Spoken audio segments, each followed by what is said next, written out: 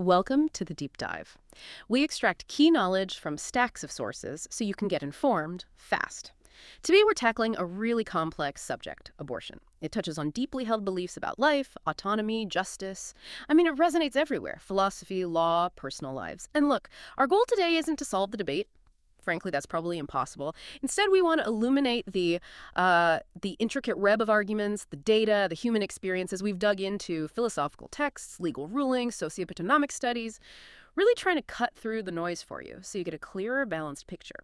Ready to dive in? Okay, so right at the core, the absolute heart of this whole discussion is a philosophical question, isn't it? What's the moral status of the conceptus? The sources we looked at really frame this around two, often opposing poles. You've got the pro-life view, generally arguing life begins right at conception, giving it an inherent right to life. And then the pro-choice perspective, focusing on a woman's fundamental right to bodily autonomy, to self-determination. It's a real tension point. It absolutely is. Yeah. And fundamentally, you're seeing two basic principles clashing. The value of life on one hand and the right to self-determination on the other. Understanding that clash, that fundamental tension is, I think, much more helpful than just looking at the surface arguments, That makes sense. To maybe get a better grip on this, let's quickly walk through the biology as laid out in the sources. It starts with a zygote-fertilized ovum and sperm. Then it becomes a conceptus during implantation. That's about 7 to 9 days, lots of cell multiplication. Then the embryonic stage, week 3 to week 8. By the end of that, it starts looking more human. You can monitor brain waves. After 8 weeks, it's called a fetus. Then you have milestones like quickening feeling movement around week 18. And viability, the potential to survive outside the uterus around the end of week 24. Right. And this biological timeline leads into something called the moderate developmental viewpoint.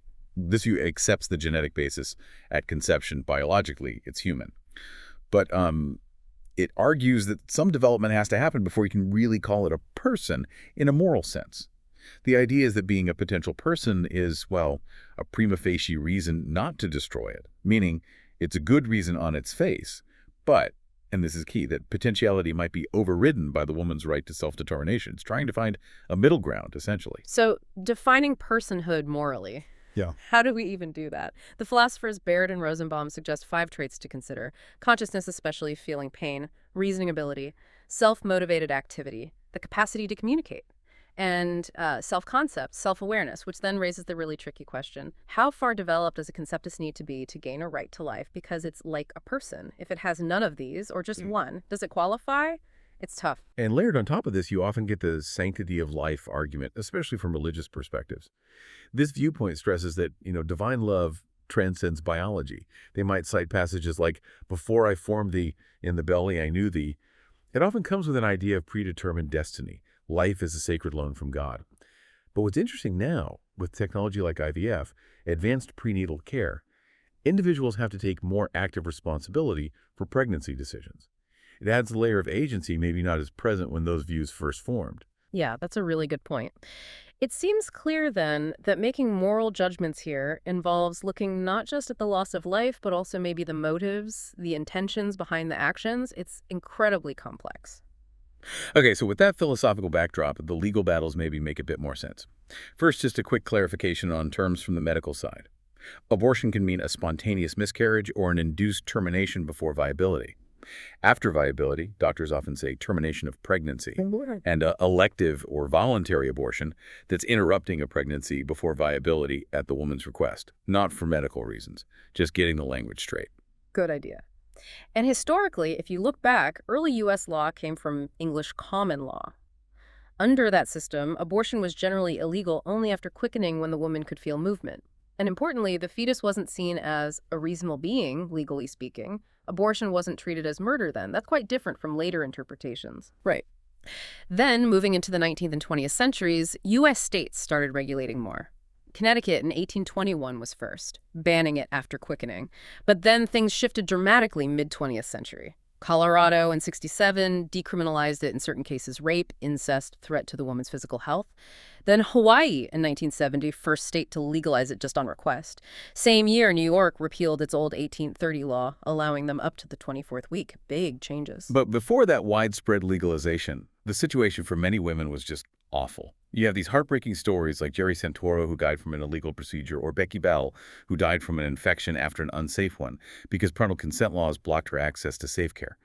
Those stories and notorious illegal clinics like Dr. Abu Hayat's where people died, they really highlight the human cost when safe legal access isn't there. It was brutal. Yeah, absolutely. And all this kind of built up towards Roe v. Wade in 1973, a truly landmark Supreme Court decision.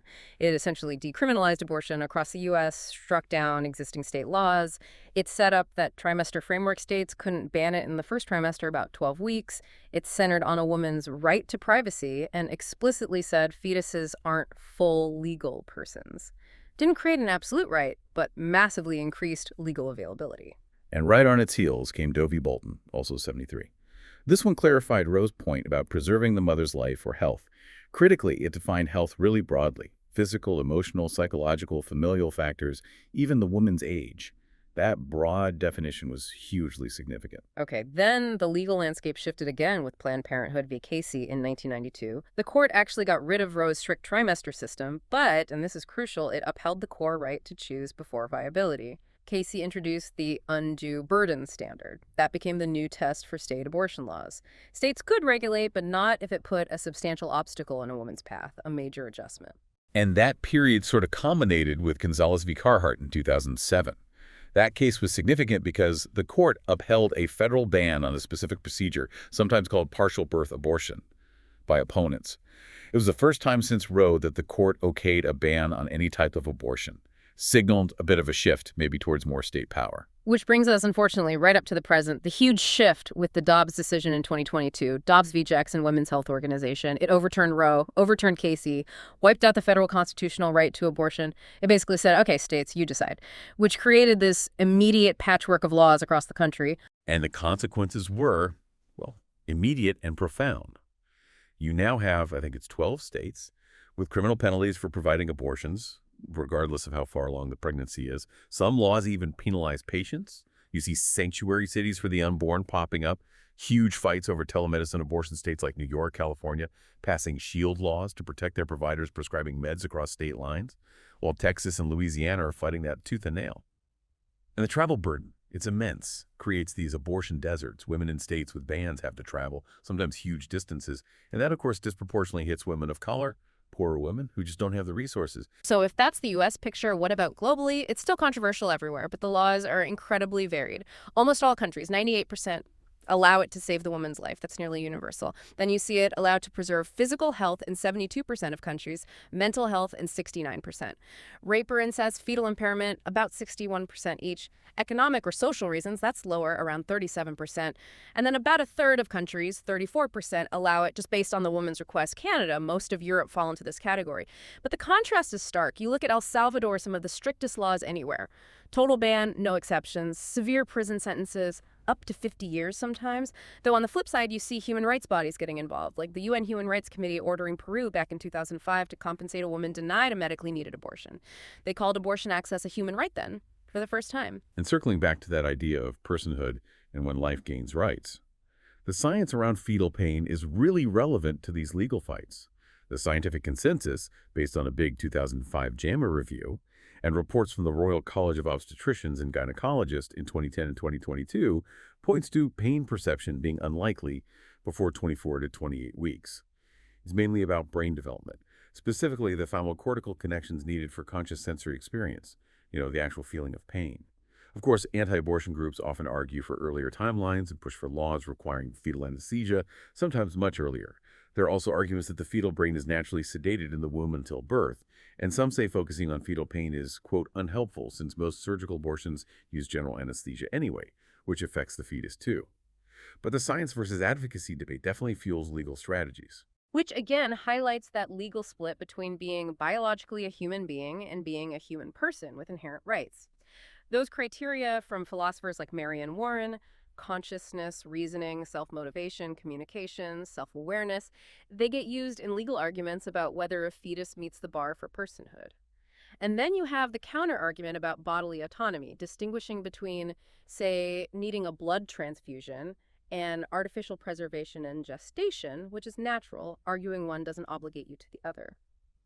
Okay, shifting gears a bit from the legal and philosophical, let's look at the real-world impact, the tangible effects of abortion access or lack thereof.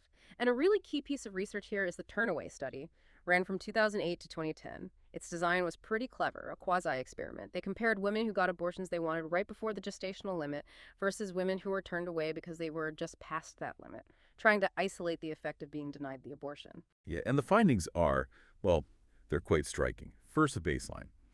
A lot of women seeking abortions were already struggling financially. Half were below the federal poverty line.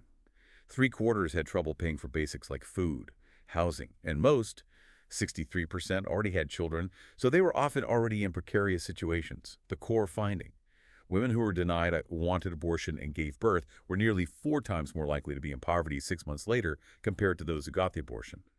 And that difference lasted for 4 years. That increased poverty risk persisted. They were also less likely to have full-time jobs, more likely to need public assistance for years. Household size went up, obviously. And after 5 years, more of the women denied abortions reported raising kids alone, without family or a partner, 47% versus 39% for those who received abortions. Now, public assistance helped. It mitigated some effects, but the study found it often wasn't enough to offset the strain of a larger household.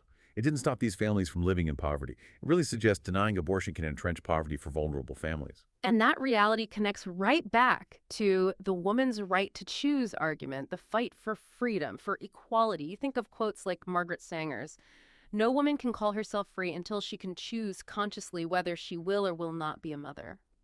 The argument from some advocates is that abortion access is fundamental for women to achieve social and legal equality with men whose lives aren't typically constrained by biology in the same way. True, but there are also counter-arguments within feminism that the sources raise.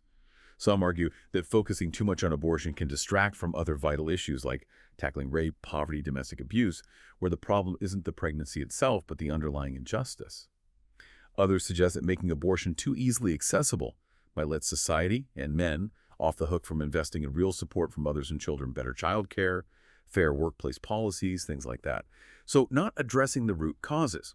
It's a complex discussion even within feminist thought. And globally, the consequences of restrictive laws are dire. It's important to stress. Banning abortion doesn't stop it. What does is drive it underground, making it unsafe. We're talking an estimated 30,000 deaths globally each year from unsafe procedures. So women resort to suicide. The overwhelming majority of these unsafe abortions happen precisely where it's illegal. It strongly suggests these laws cause harm. And like we touched on with the U.S., criminalization hits marginalized groups hardest everywhere. It forces travel across state or country lines, creates those abortion deserts, adds huge financial burdens, travel, maybe taking time off work, childcare costs, and that falls heaviest on poor women, women of color. It just layers hardship onto hardship. And then there's that U.S. policy, the Mexico City policy, or global gag rule. It cuts U.S. funding to NGOs abroad if they provide or even talk about abortion services. Studies actually suggest that, paradoxically, this policy has often led to higher abortion rates in affected countries, plus more unwanted births and higher maternal mortality because overall family planning services get cut. Shows how policies can have really complex, unintended effects. Yeah. Hashtag #TagTayTVSE. The shifting tides of public opinion. Okay, finally, let's look at public opinion. What do people actually think? The research shows it's incredibly varied across the globe. In North America, take Canada, a 2024 poll found 80% support for a woman's right to abortion, pretty high. The U.S. is more complex. A 2009 poll showed a pretty divided public, but recent polls, especially after Dobbs in 2022, 2023, 2024, they show growing support for legal abortion. Around 63% think it should be legal in most cases. And support jumps way up 77% to 90% in specific circumstances, like danger to the woman's health, fetal defects, or rape. Europe also varied. A 2005 survey had approval from 81% in the Czech Republic down to 47% in Poland back then, though Poland's support for abortion on request up to 12 weeks had risen to 58% by 2019. So shifts happened there too. Then Africa countries like Kenya and Nigeria often show strong cultural religious opposition. Nigeria has severe penalties, even life imprisonment, we should note. Yeah, and what's really interesting, especially in the U.S., is that apparent shift in opinion after the Dobbs decision overturned Roe. It suggests maybe the public reaction to losing an established right has solidified or even increased support for abortion access. Perhaps a stronger feeling about autonomy when it feels threatened, and demographics matter, consistently. Education level, religious affiliation, they tend to predict views more strongly than gender does, and younger generations generally have more positive views towards abortion rights. So what does all this polling tell us? I guess it underlines that public opinion isn't usually black and white. It's often nuanced. People consider circumstances. It's not always absolute positions. Views are shaped by so many things, beliefs, experiences, the society people live in. Hashtag tag outro. And that wraps up our deep dive for today. Wow. We've covered a lot of ground from the deep philosophical questions through the shifting legal sands, the very real socioeconomic impacts, and the diverse landscape of public opinion and personal experience. Yeah, it's incredibly multifaceted. Our aim, as always, was to give you, our listener, a comprehensive, impartial look from different angles. Hopefully, equipped with these facts and perspectives from the sources, you can navigate this really significant topic with a bit more clarity and maybe empathy. And as societies keep wrestling with this, it leaves us with a final thought, a question maybe for you to mull over. How do we, as a society, balance those deeply held beliefs about when life begins with the lived realities, the autonomy of individuals, and the wider societal consequences, especially the potential harms of denying health care that our sources today have really brought to light?